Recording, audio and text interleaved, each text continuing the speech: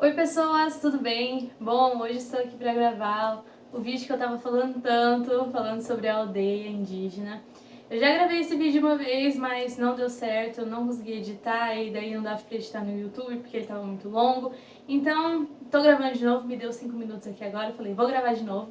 E eu vou contar um pouquinho pra vocês da minha experiência na viagem missionária que eu tive lá numa aldeia indígena. Já é a terceira vez que eu vou, mas cada vez é uma experiência nova e dessa vez eu queria falar um pouquinho pra vocês mais dessa parte prática, sabe? Porque muitas pessoas, eu sei que tem dúvida, tem curiosidade de como que é, o que que é feito, o que que pode ser feito. Às vezes as pessoas acham que é uma coisa muito difícil de ser feita e não é. Eu vou mostrar pra vocês várias ideias que você também pode fazer e se você animar aí um pessoal da sua igreja, vocês também podem fazer esse tipo de trabalho, seja em uma aldeia indígena ou em qualquer outro lugar, tá? Então, eu fui para um lugar bem longe da onde eu moro, né? Cerca de 10 horas daqui de onde eu moro, a gente foi de ônibus. E não foi só aqui o pessoal da minha igreja, tá? Eu sou de Martinópolis, mas foram pessoas de Naranjiba, de Presidente Prudente, de Pirapozinho e várias outras cidades, Guarulhos e, enfim, várias outras cidades. E daí a gente foi com um ônibus de mais ou menos 35 pessoas. Entre essas pessoas, algumas já foram 10 vezes, outras foram pela primeira vez, então é bem mesclada essa caravana. Lá a gente fica na escola, lá da aldeia, então por isso que a gente tem que ir nessa época de férias, pra gente conseguir ter onde dormir, porque senão a gente não tem onde dormir. Então lá, como somos nós que usamos, né, durante uma semana, a gente precisa também manter aquilo lá limpo. Então, por exemplo, a gente tem a escala de banheiro, então tem um dia que eu lavo o banheiro, no outro dia eu lavo a louça, no outro dia eu arrumo o refeitório e assim por diante. Tem toda uma escala e todos cooperam para a manutenção daquele espaço, né? Bom, e lá a gente vai fazer o quê então, né? A gente só vai passear? Não. Além de levar o espiritual, né, que mais pra frente eu falo um pouquinho pra vocês de como foi isso, a gente também leva a cesta básica, a gente leva roupas. Ano passado a gente foi com um caminhão lotado de roupa, empanturrado assim de roupa, e esse ano foi, não, a gente foi com dois ano passado, e esse ano deu um só, mas assim, bem cheio. E além de roupa, colchões, que eles também precisam bastante, esse tipo de coisa, sabe? E esse ano também, eu acho que foi a primeira vez, foram levados filtros. Então, foi feita uma campanha em várias igrejas que colaboram, né, com esse projeto e para arrecadação de dinheiro para comprar filtros. Porque a água deles lá não é muito boa, então é muito importante essa questão pela saúde, né, e tudo mais. Então foram levados cerca de 330 filtros e a gente montou lá na hora e aí a gente foi entregar. Eu não sabia como que era montar um filtro, gente. Não é tão difícil. Montei vários filtros e eles mesmos nos ajudaram e tal. E foi bem legal. E cada família recebeu um filtro. Cada casa recebeu um filtro. E além disso, a gente também faz visitas. Então, a gente tem alguns momentos livres, né? Porque lá a nossa rotina é assim. De manhã a gente tem um devocional. Então, além, né, de a gente levar a palavra de Deus, a gente tem que se encher também todos os dias.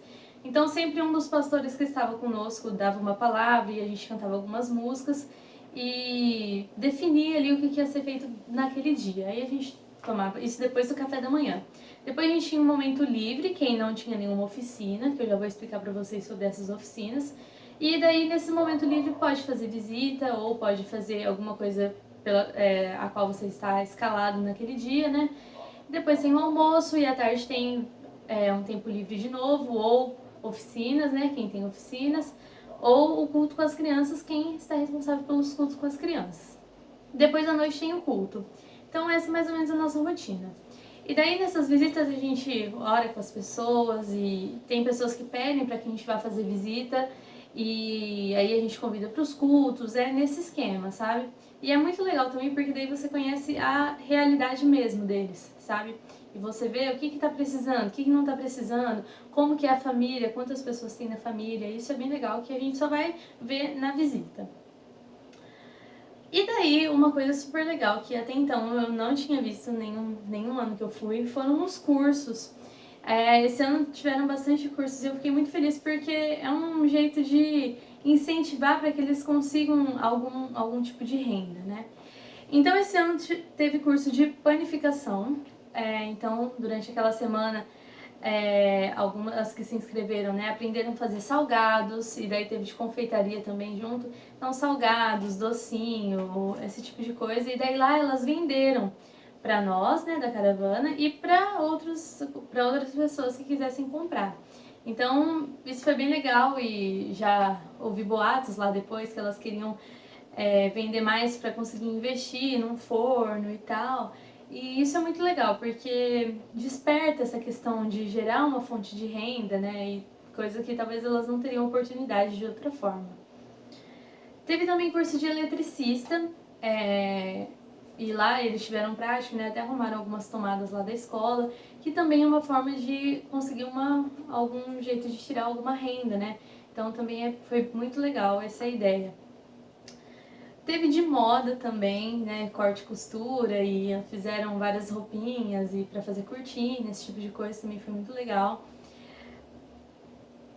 Teve de cabeleireiro também, e daí eles também cortaram os cabelos das pessoas lá e rasparam, fazendo desenho assim do lado, super legal também. Nos outros anos também já teve, e daí quem fez essa de cabeleireiro esse ano recebeu um kit acho que era maquininha, né, tesoura e tal, um kit de barbeiro, né, kit de barbearia, para que eles possam continuar fazendo isso e cortando os cabelos aí de todo mundo da aldeia.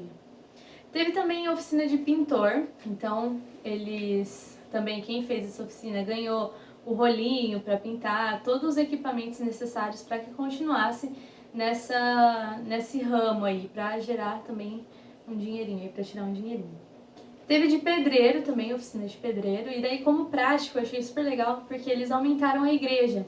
Então eu vou deixar lá no blog talvez a foto da igreja, e daí vocês vão ver, tem a igreja do jeito que era e depois que eles aumentaram. Isso me deixou muito feliz porque quer dizer que a igreja já tá ficando pequena, né? E então eles aumentaram a igreja como prático, e os meninos que fizeram a oficina de pintura depois pintaram a igreja. Então, essas oficinas eram feitas durante a manhã, durante a tarde. Também teve oficina de evangelismo, se eu não me engano, ano passado também. E, enfim, cada ano uma coisa nova, mas eu achei muito legal essa questão dos cursos, porque é uma semana, mas dá pra aprender alguma coisinha, né? Então eu achei bem interessante. Se você tem vontade de fazer alguma coisa nesse sentido, não precisa ser ninguém profissional para dar o curso. Alguém que saiba alguma coisa sobre o assunto já é muito interessante, né? Para passar esse conhecimento à frente. E daí, todas as tardes a gente tinha os cultos com as crianças, então a gente cantava com eles e dançava, contava historinha, orava, memorização de versículo, todas essas coisas assim. E daí a gente sentiu necessidade de também fazer esses cultos à noite com as crianças. Por quê?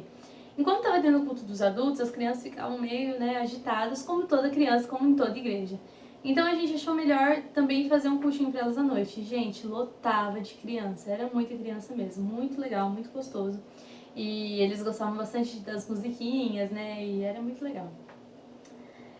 E teve um dia durante a semana que a gente levou um lanche para eles também, então um pãozinho com refrigerante, e daí a gente levou também doces, uma sacolinha cheia de doce, e para distribuir lá. Então também uma coisa simples, mas que é bem legal. Bom, e nos cultos também a gente tinha culto toda noite, só uma noite que não teve porque choveu muito, e assim, eles vêm de muito longe, sabe? Porque tem essa aldeia e tem uma aldeia que é perto, mas é longe, porque para eles tudo é perto, né? E daí eles vinham dessa outra aldeia para os cultos lá e tal, e a gente ficou meio assim, né, de fazer o culto na chuva, então a gente achou melhor não fazer. E daí tiveram 2 dias que depois do culto normal, a gente fez o culto com os jovens lá, e pelo menos dos anos que eu fui, foi a primeira vez que teve esse culto com jovens. Um dia a gente fez um culto da fogueira, porque agora tá calor, mas naquele dia tava muito frio. A gente fez um culto da fogueira com eles. E no outro dia a gente fez um culto normal mesmo, numa salinha lá, cantamos algumas músicas e teve uma palavra super legal, voltada mais para jovens mesmo. E foi bem legal.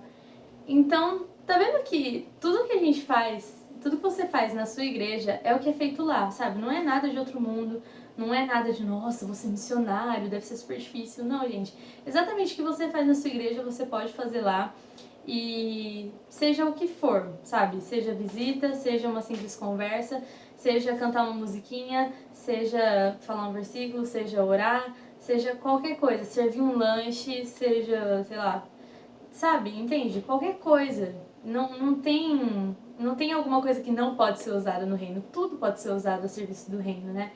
Então, e eu até diria assim que muito mais do que qualquer dessas coisas que a gente levou, muito mais do que qualquer curso, muito mais do que qualquer roupa, do que qualquer cesta básica, eu acho que o vínculo que a gente cria com eles nessa uma semana é crucial, sabe?